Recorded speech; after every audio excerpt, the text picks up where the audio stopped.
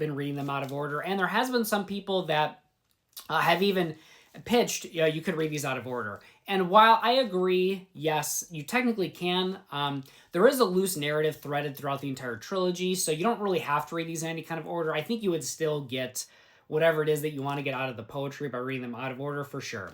There are some sequel poems that pop up here and there. There are some threaded poems that start in one book, continue in another book, etc.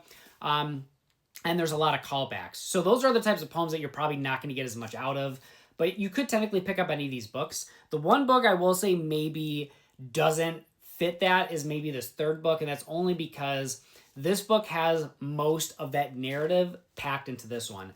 Whereas the first book definitely feels more of kind of like a gateway intro. It's got more of those micro poetry.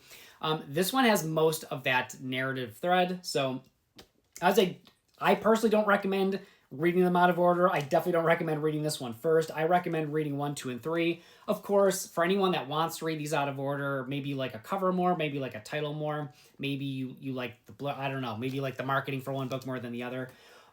You can read these out of order, totally okay. But I do recommend 1, 2, and 3. More so just for the callbacks, the sequel poems, the narrative threads, so you get the full experience, but yeah, that's just my take. This is the one, though, I do not recommend reading first or second. I recommend always reading this one last, again, just to get the full, like poetic bookend of everything, but, that's just me.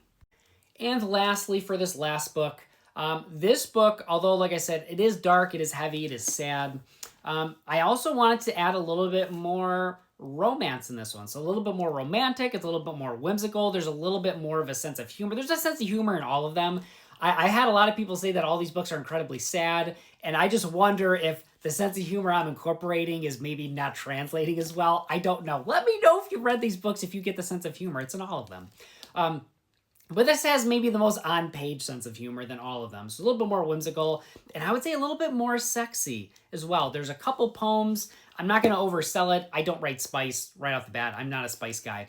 But a little bit more sexiness to some of these poems. So maybe you like that, maybe you don't. So something to look forward to, I guess, for people that like spice. I don't know. But that's it, guys. Those are my 5 facts for the final book in the trilogy. I will be releasing more poetry, but this is the last book in this trilogy. There will be an omnibus that I'm planning, omnibus, that I'm going to be doing sometime in 2026. So look out for that. But until next time, guys, don't forget, love yourself, love each other. Keep reading indie books, keep supporting indie authors, indie poets, everything like that. Once again, September 2nd. Until next time, bye.